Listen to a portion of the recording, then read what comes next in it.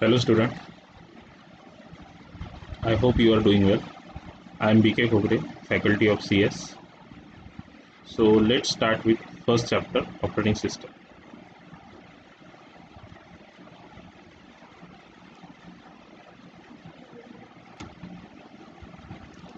So what is operating system? An operating system is a software which act an interface between the end user and computer hardware.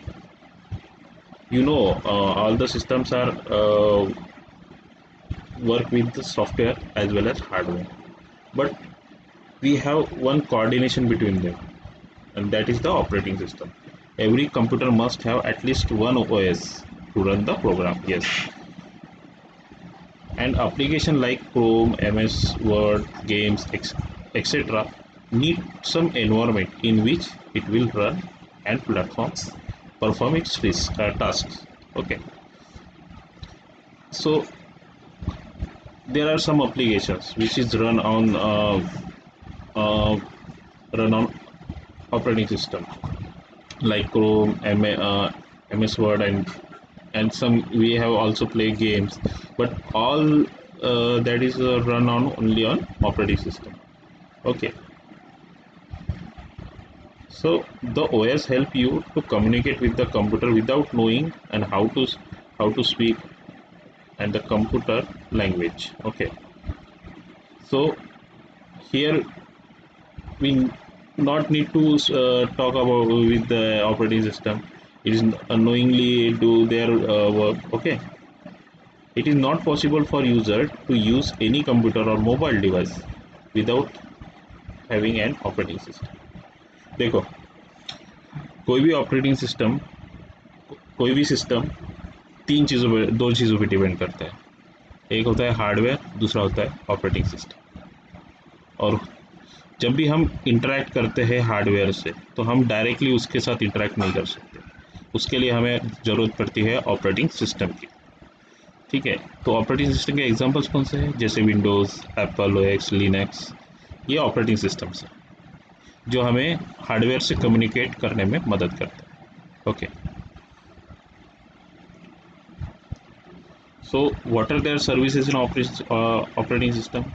An operating system provides services to both the user and to the programs. मतलब जो भी operating system है वो हमें hardware से communicate करने में मदद करती है, बट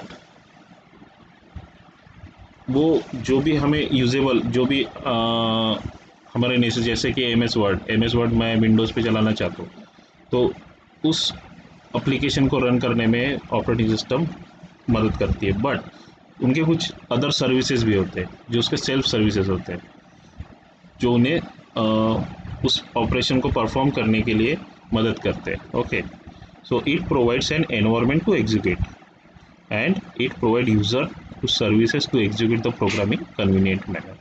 बस यही चीज़ है वो। ठीक है, सो कौन कौन सी services? First is the program execution, second IO operations. IO operations means input output operations. File system manipulation, communication, error detection, and resource allocation, protection. Let's see one by one. Okay.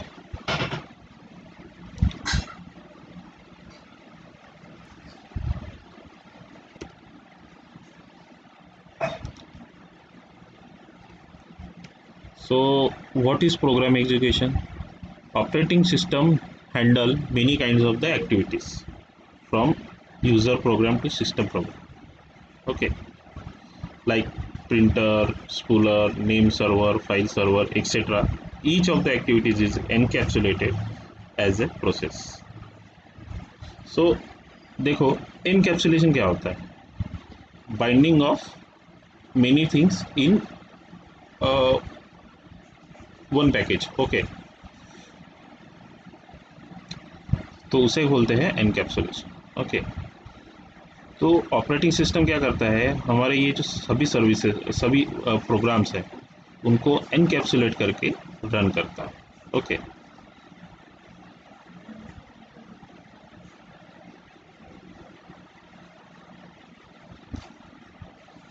ठीक है, A process include complete execution content context. Okay, so कौन से programs करता है? Load program into memory. अब load program into memory का मतलब क्या होगा? चलो इसका एक एग्जांपल से समझते हैं।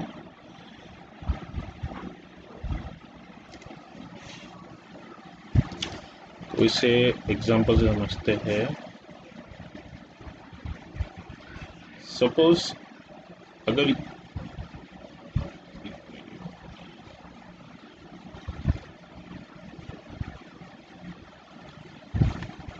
मुझे कोई प्रोग्राम रन करना है, मतलब कोई MS वर्ड या कुछ भी, कोई भी एप्लीकेशन ओपन करना है।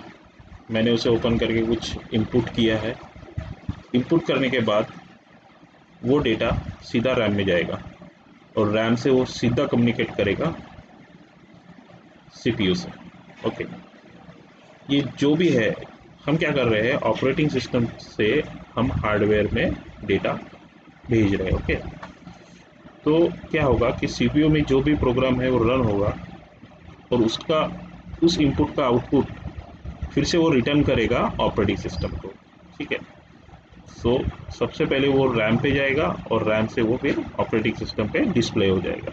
ठीक है, और finally user get their output. Okay,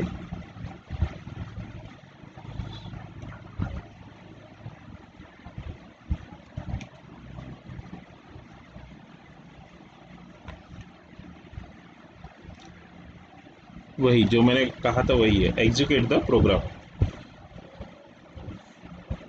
and handle program execution, provides a mechanism for process synchronization. ये सभी चीज़ें यही है। देखो क्या कर रहा है, एग्जीक्यूट द प्रोग्राम।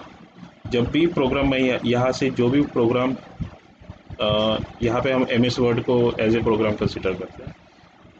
तो MS वर्ड का जो भी डेटा है वो CPU में गया, वहाँ पे उसने एग्जीक्यूशन किया। ठीक है, तो वो क्या कर रहा है, एग्जीक्यूट द प्रोग्राम। ठीक है, हैंडल द प्रोग्राम एग्जीक्यूशन। अब जो भी फ्लो है, इनपुट आउटपुट जो भी आ रहा है, उसको भी मैनेज कौन कर रहा है, operating system. Okay, then provides a mechanism for process synchronization. अब ये जो हो रहा है, ये सब जो कम्युनिकेशन हो रहा है इनपुट आउटपुट का, यहाँ से डेटा इधर जा रहा है रैम में, रैम से CPU में जा रहा है, तो ये सब क्या हो रहा है, कम्युनिकेशन सिंक्रोनाइजेशन हो रहा है। ठीक है, और last is the provide a mechanism for deadlock handling. अब डेडलॉक क्या होता है, चलो इसको समझते हैं।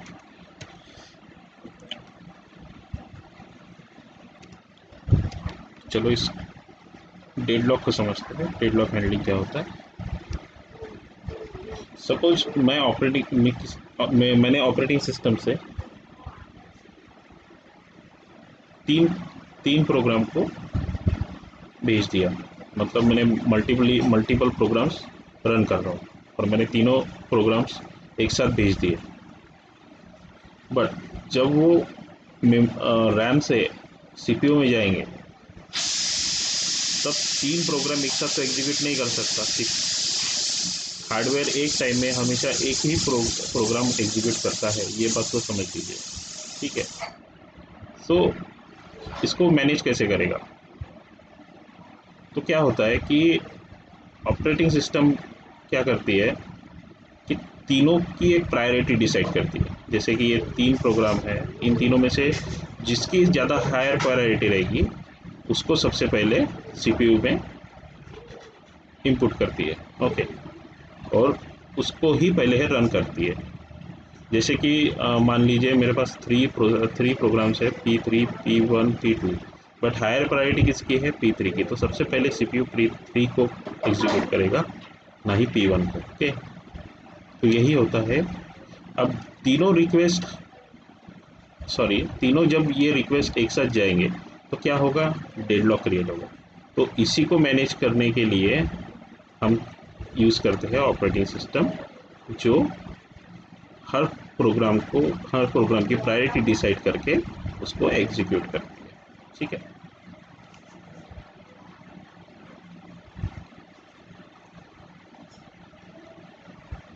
Next is input output operation.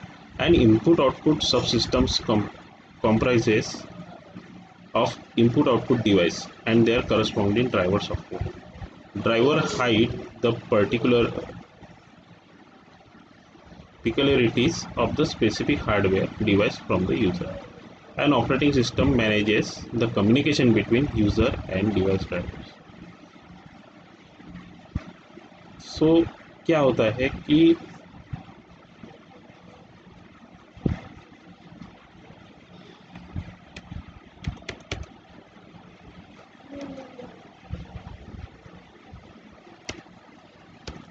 चलो इसको एग्जांपल समझते हैं। सपोज अगर यूज़र को अगर मुझे ये करना है कि डॉक्यूमेंट स्कैन करके मुझे प्रिंट करने हैं वो डॉक्यूमेंट, ओके, तो अब स्कैनर और प्रिंटर को रन करने के लिए हमें एक चीज़ की ज़रूरत पड़ती है, ड्राइवर्स। मतलब उसके रिलेटेड जो भी प्रोग्राम्स होंगे उसे रन करने के लिए उसे बोलते हैं ड्राइवर्स। बट ये ड्राइवर्स और यूज़र को तो पता नहीं कि इसमें क्या है, उसे तो सिर्फ मतलब है कि स्कैन किया जाए और उसको प्रिंट किया जाए, राइट। सो ओएस क्या करता है कि इस ड्राइवर्स को इन बिल्डे हाइड कर देता है और वो अपने बिहाफ पे मैनेज करता है स्कैनिंग एंड प्रिंटिंग, ओके। तो जब भी यूज़र किसी किसी चीज़ में इनपुट या आउटपुट करता है, अब ये कैसा है, स्कैनर जो है वो इनपुट डिवाइस है और प्रिंटर आउटपुट डिवाइस है, राइट। सो जब भी अगर मुझे कोई भी डॉक्यूमेंट स्कैन करके उसे प्रिंट करना है तो मैं पहले क्या करूँगा कि सिंपली उसे स्कैन करूँगा। मुझे मतलब नहीं है कि उसमें उसके लिए कौन सा प्रोग्राम रन कर रहा है, क्योंकि ओएस उस ड्राइवर को हमारे बिहाफ पे मैनेज कर रहा है, ठीक है।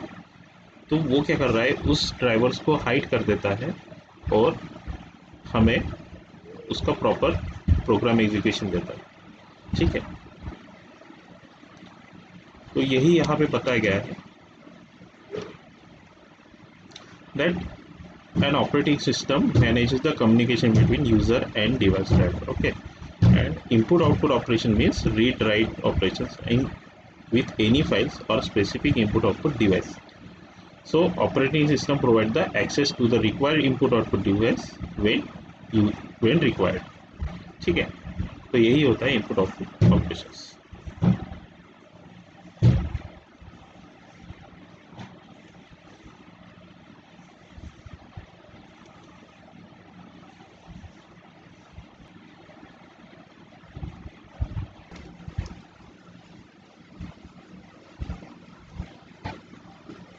So our next topic is file system manipulation. Before starting this topic, I will discuss about what is the file. Okay. New.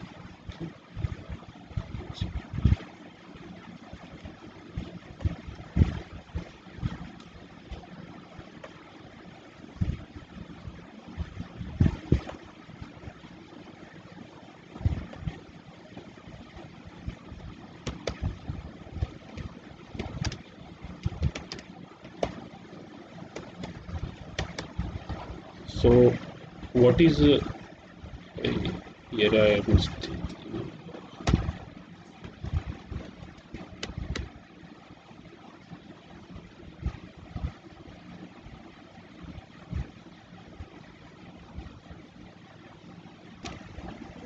So information क्या होता है, इंफॉर्मेशन क्या होता है, नंबर्स एंड टेक्स्ट। जो भी रिलेटेड इंफॉर्मेशन होती है, जैसे कि अगर मान लो अगर एम एस वर्ड का डॉक्यूमेंट है, ओके, फाइल है, सॉरी, तो उसमें हम क्या जनरली पुट करते हैं, टेक्स्ट, ठीक है। और अगर नंबर से रिलेटेड डेटा होगा तो उसे पुट करते हैं हम या फिर एक्सेल में, ओके। तो हम वर्ड में क्या कर रहे हैं, एक सिमिलर कलेक्शन ऑफ डेटा डाल रहे हैं, यानी सिमिलर कलेक्शन ऑफ इंफॉर्मेशन डाल रहे हैं, यानी सिमिलर टाइप की जो इंफॉर्मेशन है उसको हम फाइल में मैनेज करते हैं, ठीक है।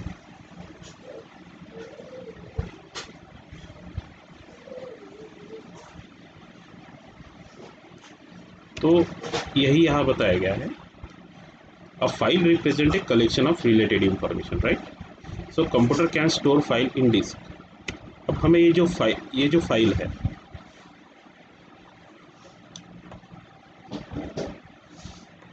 ये जो फाइल है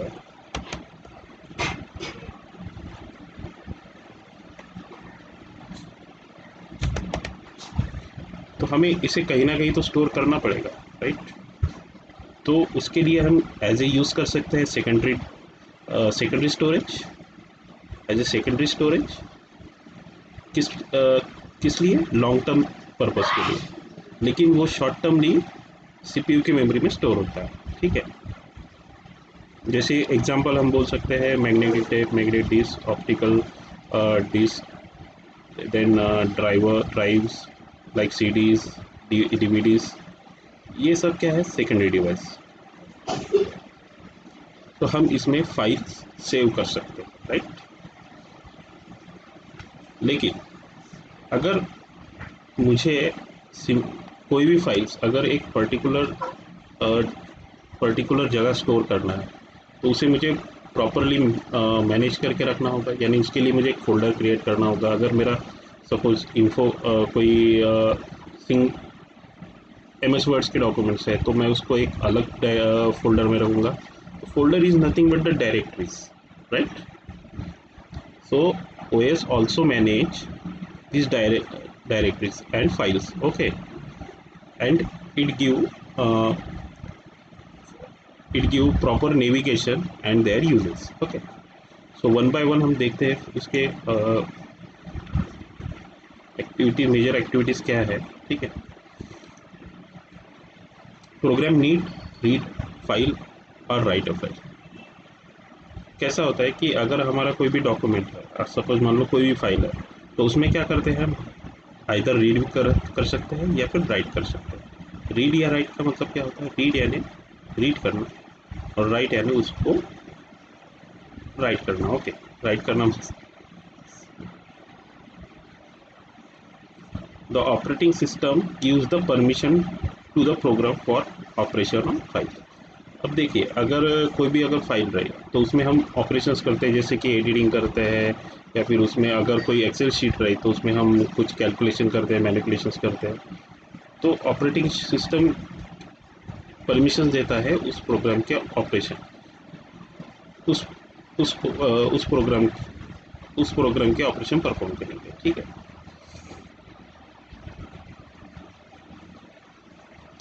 और इसमें हम प्रॉपर परमिशंस भी दे सकते हैं, जैसे कि अगर मुझे कोई फाइल प्रोटेक्टेड करनी है और उसे कोई एडिट ना कर पाए तो उसके लिए मैं उसे रीड ओनली करके उसे रिस्ट्रिक्ट कर सकता हूँ, ठीक है। एंड जैसे कि read only, read and right, यानी रीड एंड राइट भी कर सकते हैं उस फाइल पे, या फिर डिनाइड या सो, यानी उसे हाइड भी कर सकते हैं। और बहुत सारे उसके फंक्शंस है जिसके बेसिस पे हम उस पर अलग अलग ऑपरेशंस कर सकते हैं, ठीक है। परमिशंस अलाउ कर सकते हैं, ओके। वही बताया गया, operating system provides interface to user to create and delete file. हम फाइल डिलीट या क्रिएट भी कर सकते हैं, right. Operating system provide an interface to user to create and delete directories, right. जैसे कि मुझे अगर कोई फोल्डर क्रिएट करना है, या हम फोल्डर को ही डायरेक्टरी कहते हैं, राइट। तो हम उसे क्रिएट भी कर सकते हैं, डिलीट भी कर सकते हैं, राइट। और उसका बैकअप भी बना सकते हैं, ठीक है। जैसे कि अगर मैं उसे स्टोर करता हूँ किसी इसमें, तो वो क्या करता है, वो क्या करना हुआ, उसे बैकअप बनाना हुआ, राइट।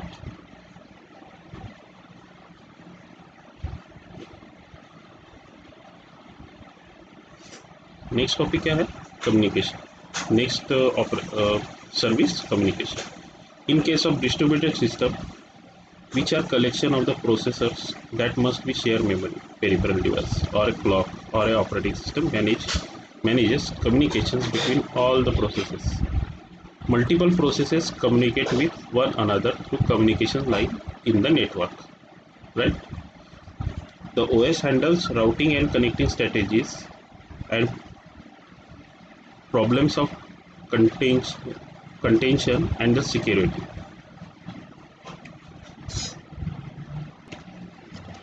तो चलो इसको एग्जांपल से समझते हैं। डिस्ट्रीब्यूटेड सिस्टम क्या होता है? जब more than two systems more than two systems connected in a single network, then it is known as the distributed system. Okay, so अब ये system one, system two, system three, system four, ये चारों system interconnected है network में, ठीक है। But in सबको manage करने का काम कौन करता है? ऑपरेटिंग सिस्टम, ठीक है।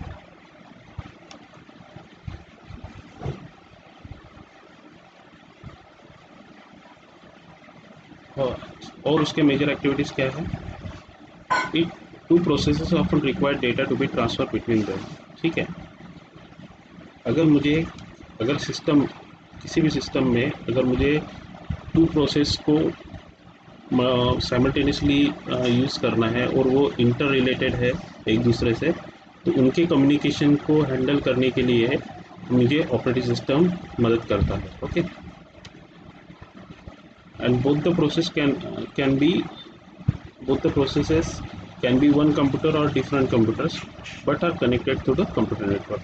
okay, मीन्स इसका मतलब क्या होता है कि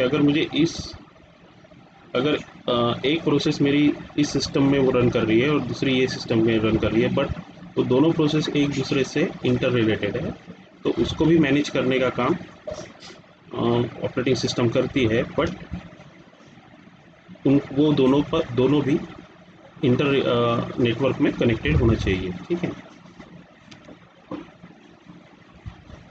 अब कम्युनिकेशन किस तरह इम्प्लीमेंट किया जाता है? आइदर बाय शेयर्ड मेमोरी, या मैं कोई भी एक मेमोरी को किसी भी सिस्टम की मेमोरी को शेयर्ड करके भी कर सकता हूँ, या फिर बाय मैसेज पासिंग। तो मैसेज पासिंग का क्या होता है? मैसेज पासिंग क्या होता है? अगर मान लो कि मेरा एक प्रोग्राम सिस्टम वन पे रन हो रहा है और सिस्टम टू पे रन हो रहा है, एक दूसरा सिस्टम टू पे रन हो रहा है, बट वो इंटर कनेक्टेड है एक दूसरे से। मुझे जब उसकी प्रोसेस चलती रहेगी, तब मुझे उसमें से कुछ इंफॉर्मेशन प्रोसेस वन में भेजनी है। तो उस टाइम मैं एक टेक्निक का यूज़ करूँगा, ओएस उस टेक्निक का यूज़ करेगा जिसे बोलते हैं मैसेज पासिंग। ओके,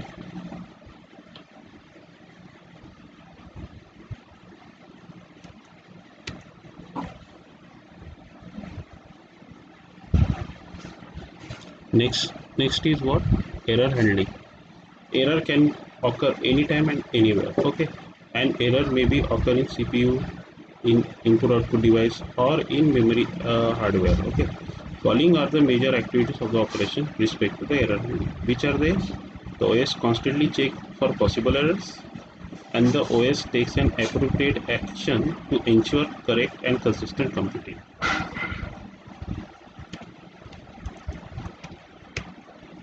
सपोज मान लो, एक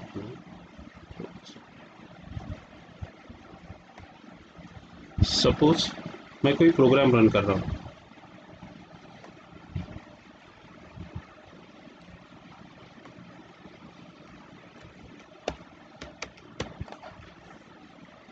सपोज मैं कोई प्रोग्राम रन कर रहा हूँ और मुझे एकदम से कोई भी इंटरप्शन आ जाता है। मतलब कभी कभी क्या होता है कि अगर कोई प्रोग्राम रन करते वक्त कुछ भी मेलिशियस प्रोग्राम रन हो जाता है और उससे एरर कॉज होता है, ठीक है।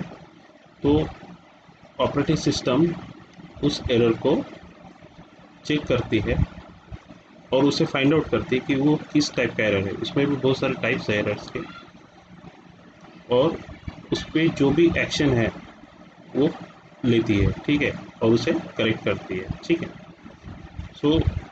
ये भी उसकी एक सर्विस है जिसके मदद से ऑपरेटिंग सिस्टम एरर हैंडल कर लेती है। Okay, resource management. What is resource management? In case of multi-user, multitasking environment, resources such as main memory, CPU cycle, and file storage are to be located in each user or job.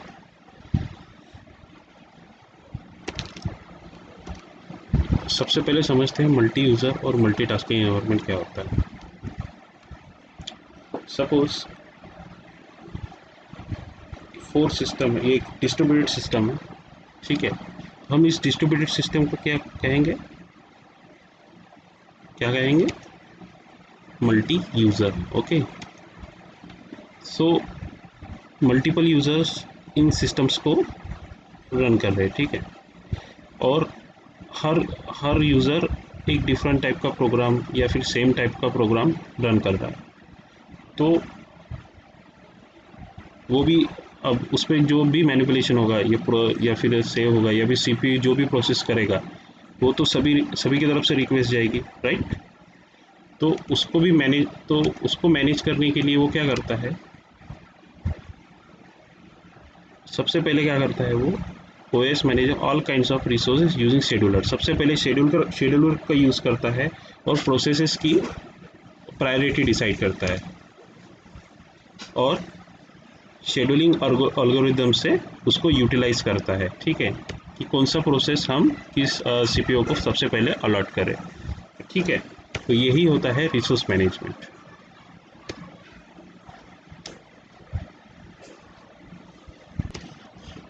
What is the protection?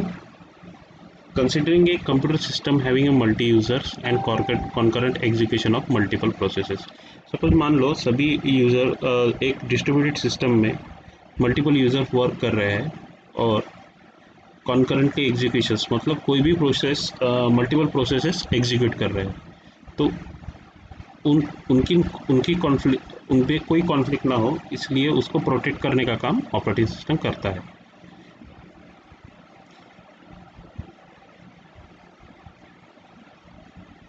सो क्या करता है, the OS ensure that all access to the system resources is controlled. मैंने last हम ये resource management में जो पढ़ रहे थे कि ऑपरेटिंग सिस्टम हर इसको रिसोर्सेज प्रॉपर वे से अलोकेट करता है, ठीक है.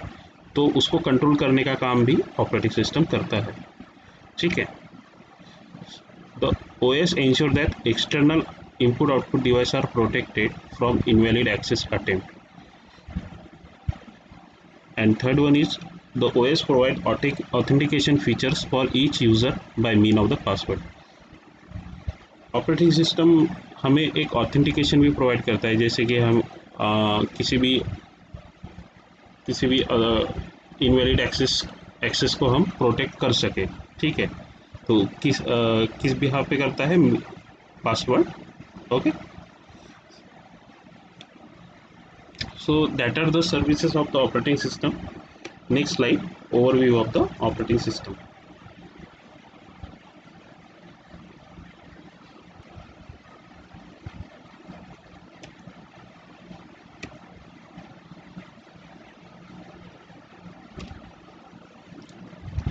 चलो हम देख लेते हैं कौन कौन से ऑपरेटिंग सिस्टम है.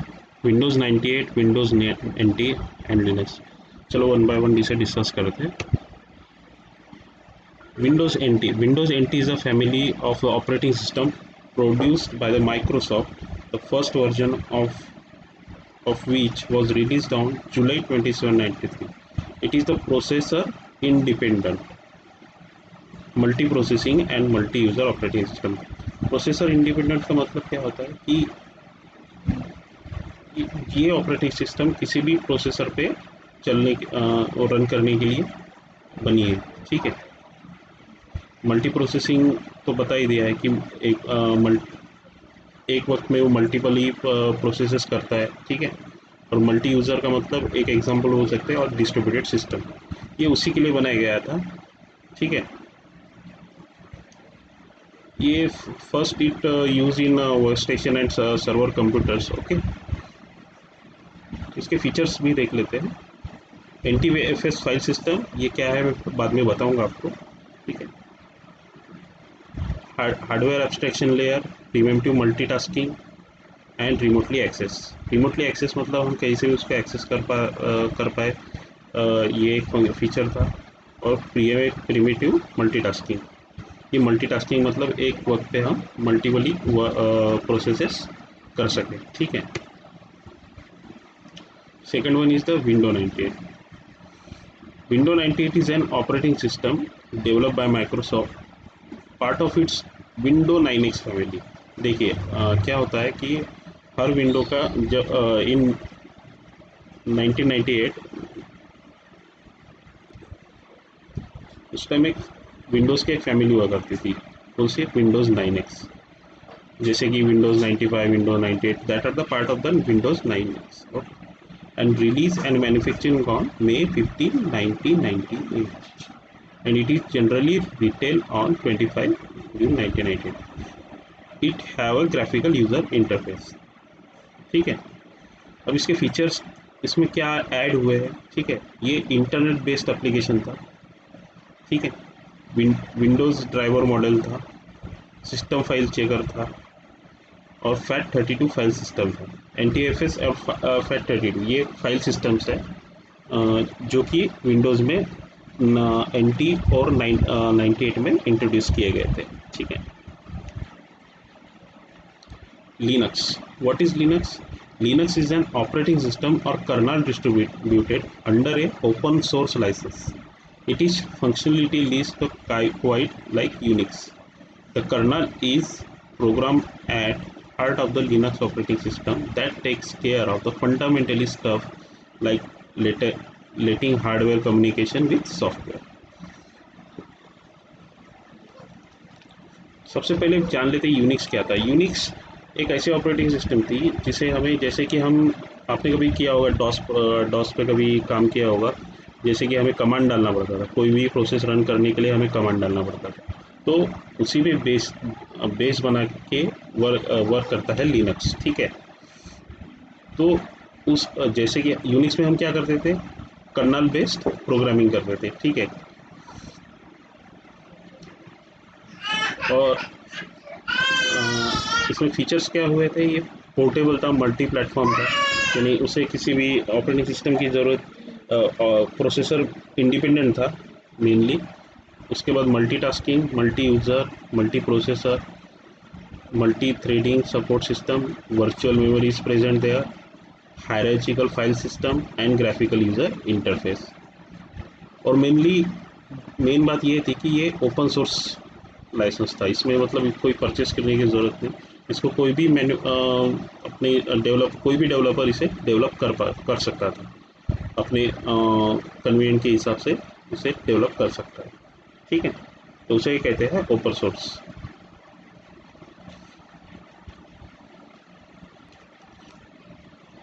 So student, here we stop our lecture.